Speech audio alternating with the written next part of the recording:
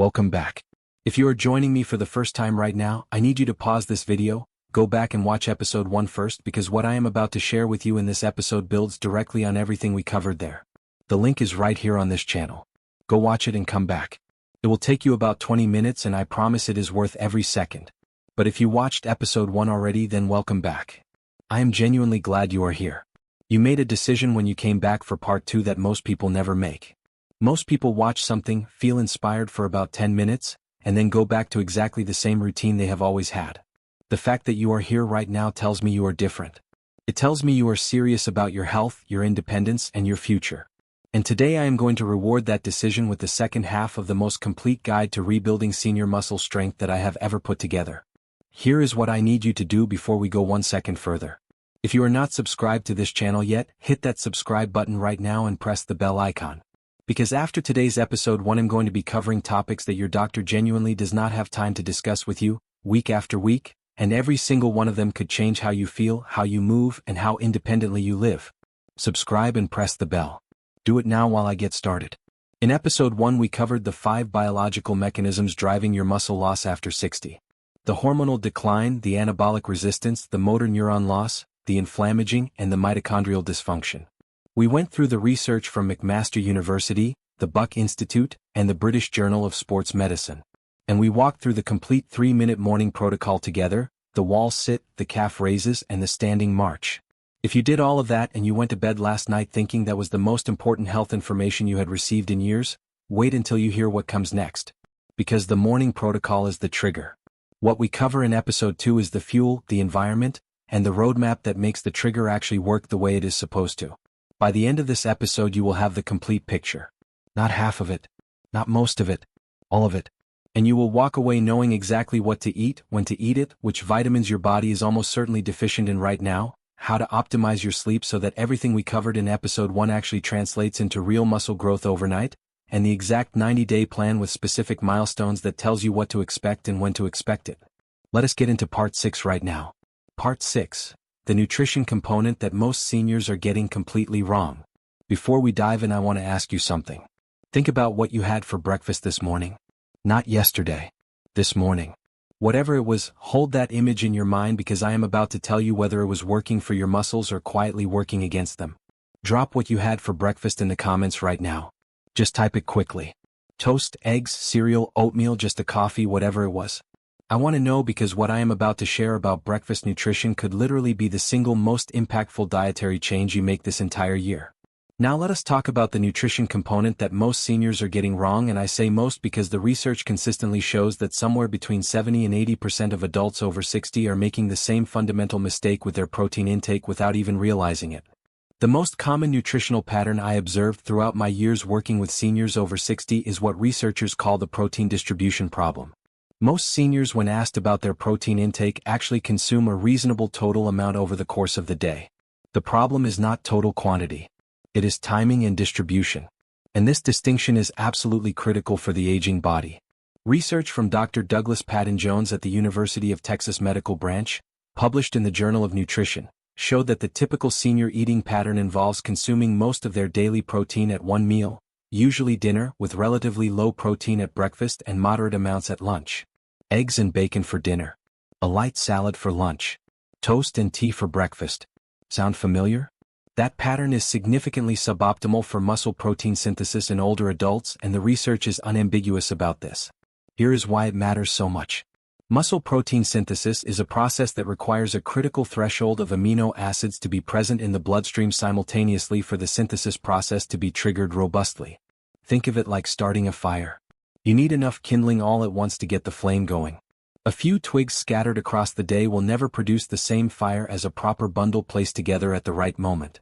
In younger adults this threshold is relatively easy to achieve with moderate protein portions across the day because their muscles are more sensitive to the anabolic signal. Remember anabolic resistance from episode 1? That resistance means that in a senior, smaller protein doses may not reach the threshold needed to trigger a meaningful synthesis response even if the total daily protein amount looks fine on paper. The research consistently shows that older adults need approximately 30 to 40 grams of high-quality protein per meal, consumed 3 times per day, to maximize the muscle protein synthesis signal at each meal. This is very different from the commonly recommended general guidelines of 0.8 grams per kilogram of body weight per day, which is a minimum requirement designed to prevent deficiency in healthy adults, not a recommendation optimized for muscle preservation in the aging body that is fighting anabolic resistance every single day. A 2017 study published in the American Journal of Clinical Nutrition by Douglas Patton-Jones and Stuart Phillips, two of the world's foremost experts in muscle protein metabolism, directly compared 3 different protein distribution patterns in older adults over an 8-week period. The group that spread their protein evenly across 3 meals of 30 to 40 grams each showed 25% greater gains in muscle protein synthesis compared to the group that consumed the same total protein amount but concentrated it primarily at dinner. Same total protein. 25% better results. Just from changing when they ate it. Now let me make this completely practical for you because I know that 30 to 40 grams of protein at breakfast sounds like a lot, especially if you are used to starting the day with toast. Here is what that actually looks like in your kitchen without any special foods or expensive supplements. 3 eggs contain approximately 18 grams of protein. Half a cup of Greek yogurt provides approximately 10 grams. A small handful of mixed nuts or a tablespoon of hemp seeds adds another 5 to 7 grams. That combination gets you to approximately 33 to 35 grams of high-quality protein before you have even left the house. If eggs are not your preferred morning option, a high-quality protein shake made with milk rather than water achieves the same target and takes about 90 seconds to prepare. The key is that breakfast needs to be a serious protein meal every single day, not just a filler to tide you over until lunch. And then there is the timing of protein relative to the morning movement protocol from episode 1, which makes this even more powerful. Research published in Nutrients by Robert Wolfe at the University of Arkansas Medical School showed that consuming protein within 30 to 60 minutes after a resistance exercise bout produces significantly higher rates of muscle protein synthesis compared to delayed protein consumption. This means the ideal morning sequence is wake up, perform the 3-minute protocol immediately, then within the next 30 to 60 minutes eat your protein-rich breakfast of 30 to 40 grams. Movement first, fuel second.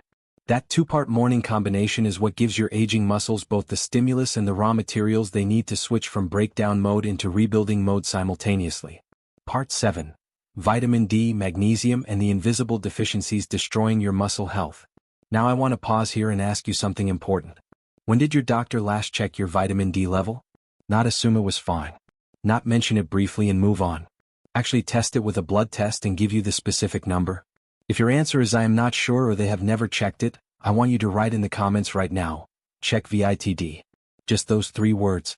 Because by the time we finish this section you are going to understand exactly why that blood test could be one of the most important things you do for your muscle health in the next 30 days. No discussion of muscle loss after 60 would be complete without addressing 2 of the most widespread and most consequential nutritional deficiencies in the senior population. Vitamin D deficiency and magnesium deficiency. Both are extraordinarily common. Both have direct, well-documented effects on muscle function. And both are almost universally undertreated in the standard medical approach to senior health. Vitamin D is most commonly associated with bone health, and that association is correct and important. But what most seniors and their doctors do not discuss as often is the profound and direct impact vitamin D has on muscle tissue specifically. Vitamin D receptors are found throughout muscle cells, and these receptors, when activated by adequate vitamin D levels, directly stimulate muscle protein synthesis and muscle fiber growth, particularly in type 2 muscle fibers, which are the fast-twitch fibers most involved in power movements and fall prevention. These are precisely the fibers that decline fastest with age and that are most responsible for your ability to catch yourself before a fall, climb stairs quickly, and generate the kind of explosive strength that keeps you safe in unexpected situations. Research published in the American Journal of Clinical Nutrition reviewing data from the Health, Aging and Body Composition Study, a major longitudinal study following over 3,000 older adults for 3 years, found that seniors with vitamin D deficiency, defined as blood levels below 50 nanomoles per liter, had significantly lower muscle mass, worse performance on standardized physical tests, and a measurably higher rate of ongoing muscle loss compared to those with adequate levels. The deficient group was not just weaker at the start of the study. They were losing muscle faster throughout the entire 3 years. A 2017 Cochrane review examining randomized controlled trials of vitamin D supplementation in older adults found evidence suggesting that supplementation reduced fall rates in institutionalized older adults, with the strongest benefits seen in those who were genuinely deficient at baseline. This is the critical point. Supplementing vitamin D when you are already at adequate levels produces modest additional benefits. But supplementing when you are deficient, which the research suggests describes the majority of seniors over 60 in developed countries, can produce significant improvements in muscle function, balance, and fall prevention. The optimal blood level for muscle health based on the current research consensus is generally considered to be between 75 and 125 nanomoles per liter. Most standard supplementation doses of 400 to 800 international units per day, which is what many seniors are taking if they take it at all, will not reliably achieve these levels in adults over 60 due to reduced skin synthesis efficiency and reduced gastrointestinal absorption that comes with age. Many seniors require between 1,000 and 2,000 international units per day, and some require higher amounts, to achieve optimal blood levels. But this is not something to guess at. Go to your doctor, ask for the test, get the number, and then have a direct conversation about the right dose for your specific situation. Now let us talk about magnesium because this is the deficiency I am most consistently surprised that seniors have never heard about in the context of muscle health. Magnesium is involved in over 300 enzymatic reactions in the human body. Every single one of those reactions matters for your health in some way. But the ones that matter most for your muscle health specifically are these. Magnesium is essential for ATP production, which is the fundamental energy currency that every muscle contraction requires. It regulates the balance between muscle contraction and relaxation, which is why magnesium deficiency is so commonly associated with muscle cramps and nighttime leg pain. It plays a direct role in protein synthesis, meaning your muscles cannot build themselves efficiently without it. And perhaps most importantly for seniors taking vitamin D supplements, magnesium is a cofactor for vitamin D activation. This means that even if your vitamin D intake is adequate, it cannot fully produce its muscle protective effects without sufficient magnesium present in your body simultaneously. They work as a team. Taking one without the other is like having a powerful car engine with no fuel in the tank. Research published in the European Journal of Clinical Nutrition found that magnesium deficiency is present in approximately 60 to 70% of adults over 65 in developed countries. That is not a small minority. That is the majority of seniors. And the depletion is driven by three compounding factors that are extremely common in the senior population. First, dietary magnesium intake tends to decline with age as appetite decreases and food variety narrows. Second, the kidneys become less efficient at retaining magnesium with age, meaning more is lost through urine even with adequate intake. Third, many common medications taken by seniors including diuretics prescribed for blood pressure, proton pump inhibitors used for acid reflux, and certain antibiotics, all further deplete magnesium levels through their specific mechanisms of action. A study from Vrije Universiteit Amsterdam published in the American Journal of Clinical Nutrition examined the relationship between magnesium status and grip strength, walking speed, and muscle mass in a large cohort of older adults. The findings were striking. Seniors with the lowest magnesium levels had significantly lower muscle mass, weaker grip strength, and slower walking speed compared to those with adequate levels, even after the researchers controlled for physical activity, total calorie intake, and all other significant confounding factors. The magnesium connection to muscle strength was independent of everything else the seniors were doing or not doing. Good dietary sources of magnesium that are particularly accessible for seniors include dark leafy greens like spinach and kale, pumpkin seeds, black beans, almonds, and dark chocolate with a high cocoa content. For supplementation, magnesium glycinate and magnesium malate are the forms best tolerated by the digestive system and most bioavailable for older adults. As always, discuss supplementation with your doctor, particularly if you are taking medications that affect kidney function or blood pressure. Part 8. The sleep piece most seniors completely underestimate. I have spent the last two sections talking about what to do during your waking hours to protect and rebuild muscle. But I would be doing you a genuine disservice if I did not spend significant time on what happens during sleep, because sleep is not passive recovery. It is not simply the absence of activity. Sleep is the primary biological window during which muscle repair and growth actually occur. Without understanding and optimizing this window, everything else we have discussed, the morning protocol, the protein distribution, the vitamins and minerals, all of it is working at a fraction of its potential. Before I explain the science, I want to check in with you. How many hours of sleep are you getting each night on average? Drop the number in the comments right now. Just a number. 5, 6, 7, 8. Whatever is honest. Because the data from sleep research is absolutely clear on this, and I want you to know exactly where you stand before we continue. The majority of growth hormone secretion in the human body happens during the deepest stages of non-REM sleep, specifically during the slow-wave sleep stages that occur predominantly in the first half of the night. Growth hormone is the master coordinator of muscle protein synthesis and tissue repair. It is the signal that tells your body to take the amino acids from your protein-rich dinner and the stimulus from your morning exercise protocol and use them to actually build and repair muscle tissue. Without adequate deep sleep, the anabolic work that your morning protocol and your protein intake set in motion during the day simply cannot be completed. You are essentially leaving the most important part of the muscle rebuilding process unfinished every single night. Research from the University of Chicago published in the Annals of Internal Medicine showed that sleep restriction to just 5.5 hours per night for 2 weeks in healthy adults resulted in a significant reduction in the proportion of weight lost as fat and a corresponding increase in the proportion of weight lost as muscle. In other words, and this is the part that most people never hear, insufficient sleep causes your body to preferentially break down muscle rather than fat. You could be doing everything else right, the morning protocol, the protein, the vitamins, and still be losing muscle faster than you are building it simply because you are not sleeping long enough or deeply enough. That is how powerful this piece of the puzzle is. For seniors specifically, the problem is compounded by the fact that sleep architecture changes substantially with age in ways that make quality sleep harder to achieve even when the hours look adequate on paper. Research published in the Journal of Sleep Research showed that adults over 60 spend significantly less time in deep slow-wave sleep, the stage where growth hormone is primarily secreted, compared to younger adults, even when total sleep time is similar. A senior sleeping 7 hours may experience only 45 to 60 minutes of the deep restorative slow-wave sleep that a 35-year-old achieves in the same 7 hours. The hours are there. The depth is not. This is why sleep hygiene, the specific habits and environmental conditions that promote deeper and more restorative sleep, is not optional for seniors who are serious about rebuilding their muscle health. Every improvement you can make to your sleep quality has a direct, measurable downstream effect on the muscle rebuilding process. These are not separate health habits. They are part of the same continuous biological cycle. The most evidence-backed sleep improvements for seniors over 60 that directly support muscle health and growth hormone secretion are these. Maintaining an absolutely consistent sleep and wake time every single day including weekends because the body's circadian rhythm, which regulates growth hormone secretion timing, is extremely sensitive to schedule variability. Keeping your bedroom temperature between 65 and 68 degrees Fahrenheit, which is approximately 18 to 20 degrees Celsius, because the body needs to lower its core temperature slightly to enter the deepest sleep stages and a cool environment accelerates this process.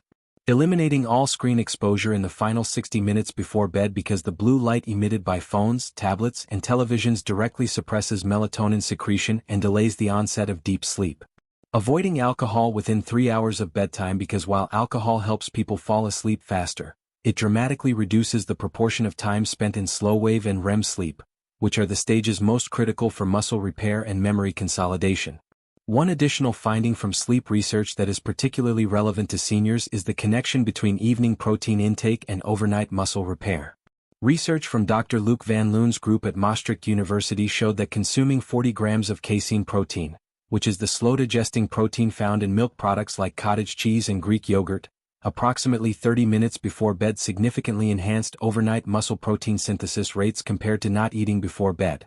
The slow-digesting nature of casein means it provides a sustained release of amino acids throughout the night, giving the body the raw materials to continue muscle repair during the growth hormone secretion window that occurs during deep sleep. This is not a recommendation to eat a large meal before bed. It is a very specific research-backed suggestion to include a small portion of high-quality casein protein, roughly a cup of cottage cheese or Greek yogurt, as your final food of the day approximately 30 minutes before sleep. Part 9. The Consistency Principle and Why It Trumps Everything Else.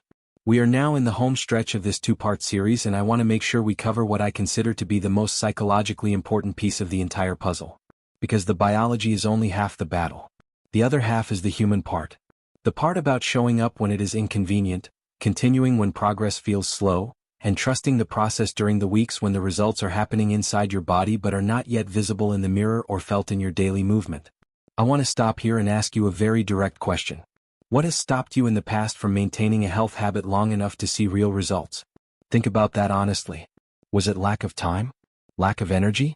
Lack of visible results quickly enough? Was it that life got in the way? Was it that the program was too complicated to sustain? Whatever the answer is for you, I want you to type it in the comments right now. Just be honest. Because understanding what has stopped you before is the most important thing you can do to make sure it does not stop you this time. A major review published in the Journal of Strength and Conditioning Research examined the time course of strength and muscle mass gains in older adults beginning a new exercise program. The review found that neuromuscular adaptations, meaning improvements in how efficiently the nervous system recruits and coordinates muscle fibers, begin within the first 2 to 3 weeks of consistent practice. These early changes produce real, noticeable improvements in strength and ease of movement even before significant muscle mass has been added. This is the reward your body gives you for showing up in those first critical weeks. You will feel stronger and more capable before you look any different, and that feeling is one of the most powerful motivators available for continuing. Measurable increases in muscle mass typically become detectable between 8 and 12 weeks of consistent practice in older adults. Functional improvements such as faster walking speed, easier stair climbing, improved balance, and reduced fall risk often become apparent to the individual themselves between 6 and 10 weeks. This is the timeline that the research establishes, and it is the one you should hold in your mind when the second or third week feels like nothing is happening. Something is happening. Your nervous system is rewiring itself. Your mitochondria are being renewed. Your muscle fibers are being rebuilt at the cellular level. You just cannot feel it yet. But it is coming. Here is the complete 90-day milestone plan that I want you to follow, based directly on the research timeline. In weeks 1 through 4, your only job is to make the 3-minute morning protocol a completely non-negotiable daily habit. Do not miss a single morning. Track your wall sit-hold time, your calf raise count, and your marching balance in a simple notebook. Add your protein-rich breakfast within 30 to 60 minutes every morning. These 2 habits are the entire focus for month 1. Nothing else. Just these 2 things done consistently every single day. In weeks 5 through 8, you begin to feel the neuromuscular improvements from the first month. Your wall sit gets easier. Your calf raises feel steadier. Your morning march improves. This is the time to add one additional movement during the day, not in the morning but sometime mid-afternoon or early evening. A set of 10 to 15 sit-to-stand repetitions from a firm chair. Slow down, using 3 full seconds to lower and 3 full seconds to stand.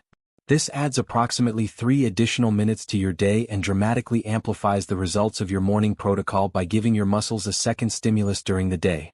In weeks 9 through 12, you begin building a complete senior strength foundation.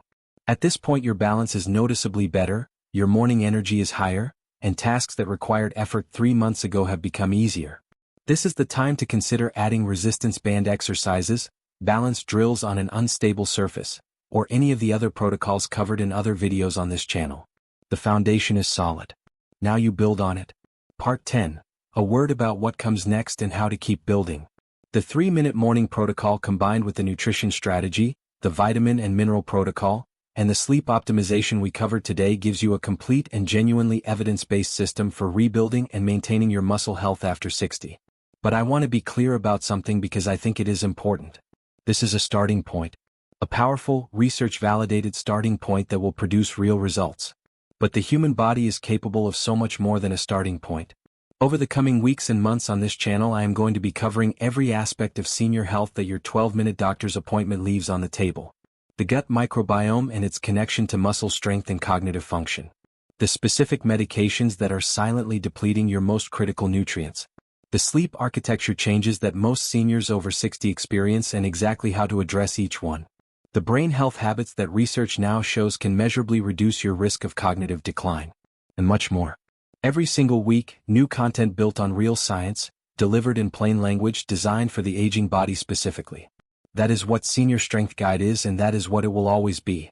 The conversation your doctor never had time to have with you. Part 11. The bigger picture and why this matters more than exercise. I want to leave you with something that goes beyond exercise science and nutrition data.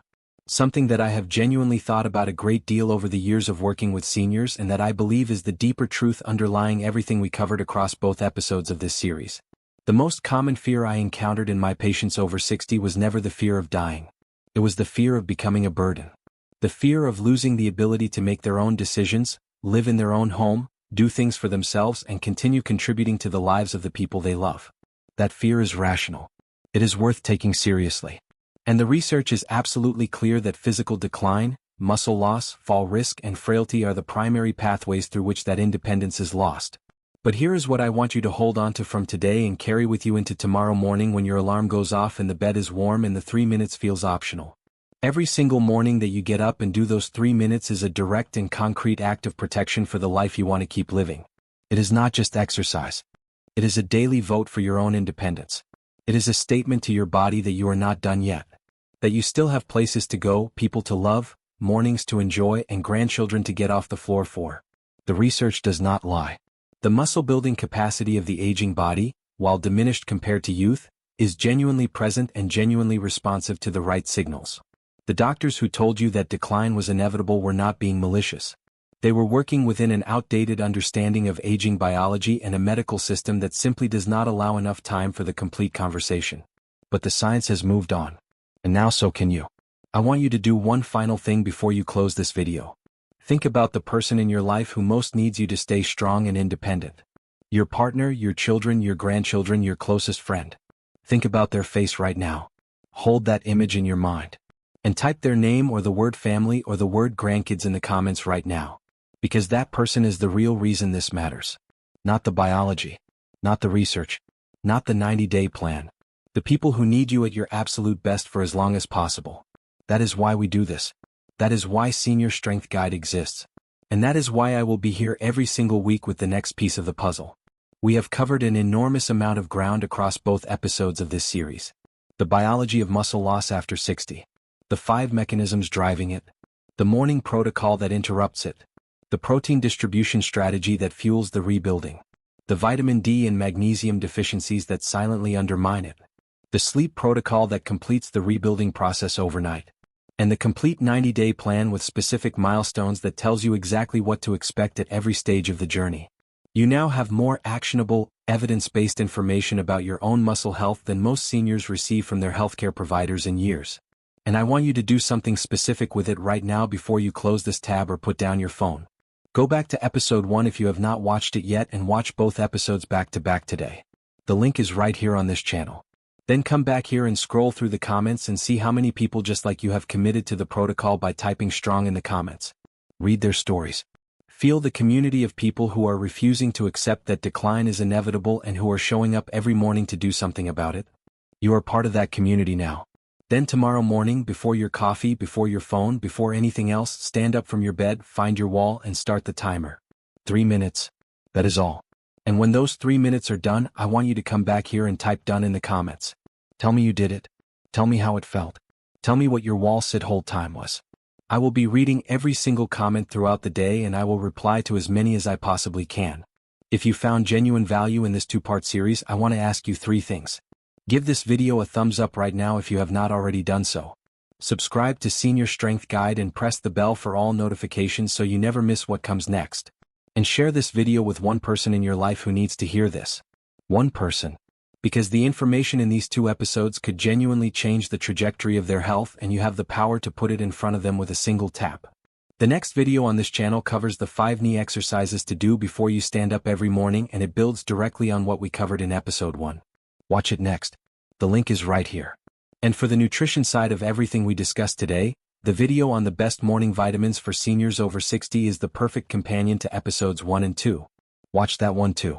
Thank you from the absolute bottom of my heart for watching both episodes of this series all the way to the end.